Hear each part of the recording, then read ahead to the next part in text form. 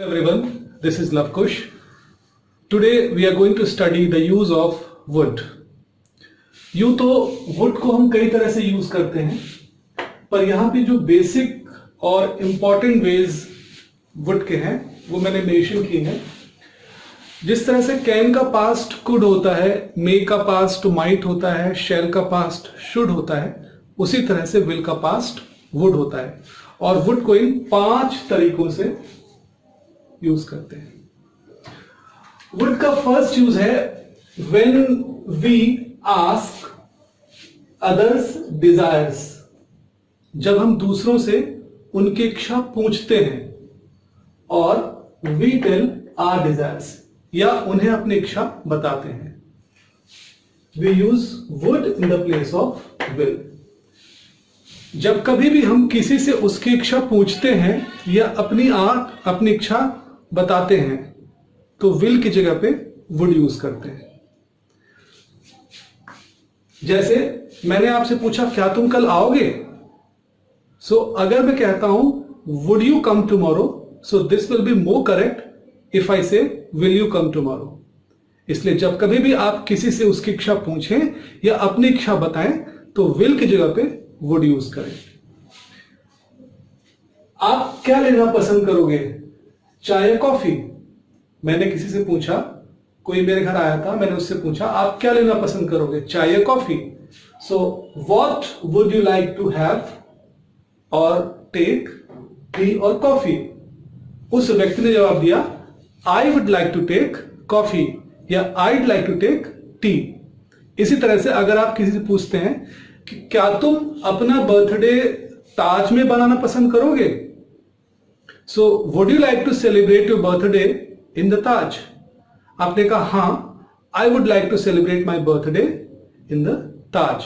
आप ऑप्शन भी दे सकते हैं, तुम अपना बर्थडे कहां मनाना पसंद करोगे, ताज में या क्लार्क अवध में? वो व्यक्ति कह सकता है कि मैं अपना बर्थडे इस जगह पे मनाना पसंद करूंगा. सो इच्छा पूछने और इच्छा बताने के लिए हम वुड का यूज करेंगे विल की जगह. राइट? ये वुड का फर्स्ट यूज है. Second, when we make polite request to anyone. जब कभी भी हम किसी से कोई पोलाइट रिक्वेस्ट करते हैं, जैसे मैंने कहा अगर आपको एतराज ना हो तो मैं आपकी साइकिल चला लूं, अगर आपको एतराज ना हो तो मैं आपका फोन यूज कर लूं. तो मैं कह सकता हूं if you don't mind may I use your phone, if you don't mind may I use your bicycle, may I ride your bicycle. इसी तरह से हम कह सकते हैं would you mind if I ride your bicycle, या फिर mind riding bicycle. तीनों में से कोई भी तरीका यूज कर सकते हैं आप. फर्स्ट और सेकंड ज्यादा यूज किए जाते हैं. सेंटेंस लिखा है अगर आपको एतराज ना हो तो मैं यहां बैठ जाऊं, so if you don't mind may I sit here, would you mind if I sit here, mind sitting here. इन तीनों में से कोई भी तरीका यूज कर सकते हैं आप. थर्ड यूज है पास्ट ऑफ विल, वुड. कोई काम जो पास्ट में आदतन हुआ करता था, हैबिचुअली हुआ करता था. जैसे किसी व्यक्ति ने बोला कि मैं सिगरेट पिया करता था, मैं अपनी क्लास में फर्स्ट आया करता था, पापा मुझे स्कूल छोड़ने जाया करते थे, हम सब इसी स्कूल में पढ़ा करते थे. सो जब कभी भी इस तरह के सेंटेंस आए तो उन सेंटेंसेस को आप इन 3 तरीकों से ट्रांसलेट कर सकते हो. आप कह सकते हो, जैसे सेंटेंस यहां पे, मैं अपनी क्लास में फर्स्ट आया करता था, so I used to stand first in my class, I would stand first in my class, और I stood first in my class. ये तीनों सही है. इसी तरह से मैं सिगरेट पिया करता था, I used to smoke, I would smoke, I smoked.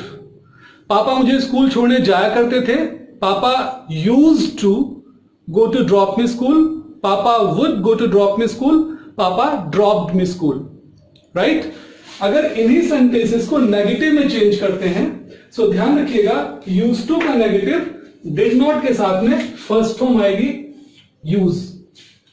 जैसे मैं अपनी क्लास में फर्स्ट नहीं आया करता था, सो आप कह सकते हैं I didn't use to stand first in my class. D हट जाएगा, क्योंकि डिड के साथ हमेशा फर्स्ट फॉर्म आती है। आई would not stand first in my class and I did not stand first in my class. First का नेगेटिव ये हो गया, सेकेंड का ये एंड थर्ड का ये। इसी तरह से हम और बहुत सारे सेंटेंसेस बना सकते हैं। डियर स्टूडेंट्स, वुड का फोर्थ यूज है हाइपोथेटिकल सेंटेंस। हाइपोथेटिकल सेंटेंस का मतलब है वो सारे सेंटेंस जो सिर्फ कल्पना में संभव है, रियल लाइफ में उनका होना लगभग असंभव है। जैसे काश में पक्षी होता, अब मेरा इस जन्म में पक्षी होना नेक्स्ट टू इम्पॉसिबल है। काश उसके पिताजी जिंदा होते, एक बार जिसकी डेथ हो गई उसका उसी वेश में उसी रूप में दोबारा जन्म लेना नेक्स्ट टू इम्पॉसिबल है। तो जितने भी हाइपोथेटिकल सेंटेंस है उन सेंटेंसेस को हम इस तरह से फॉर्म कर सकते हैं। जैसे यहां पे लिखा हो काश में राजा होता, so would that I were a king.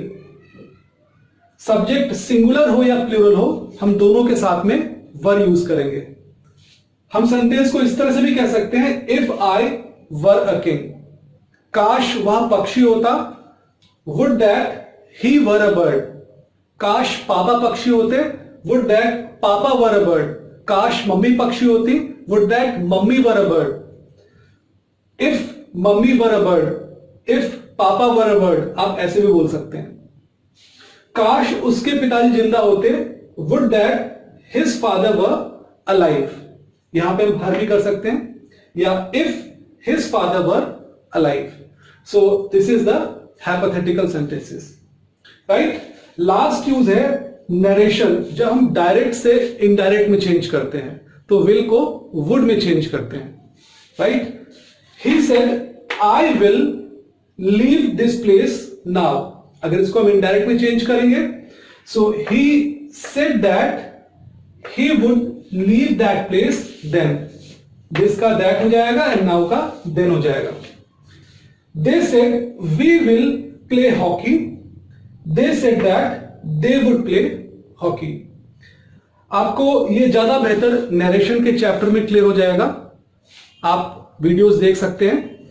Dear student, would बहुत ही ज्यादा यूज किया जाता है स्पीकिंग में।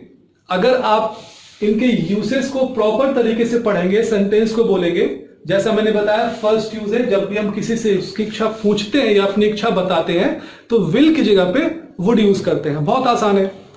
क्या तुम मेरा यह काम करोगे? मैंने किसी से पूछा, would you do my work? उसने बोला हाँ करूंगा या नहीं करूंगा। दोनों तरीके से कह सकता है, यस आई वुड डू या no I would not do. Second, polite request के लिए। थर्ड, पास्ट ऑफ विल, कोई काम पास्ट में हुआ करता था। Fourth, hypothetical sentence. और fifth, narration. Dear students, I would like to suggest you that try to practice more and more so that would can be in tip of tongue. Thank you very much. पढ़ते रहिए, मुस्कुराते रहिए, स्वस्थ रहिए।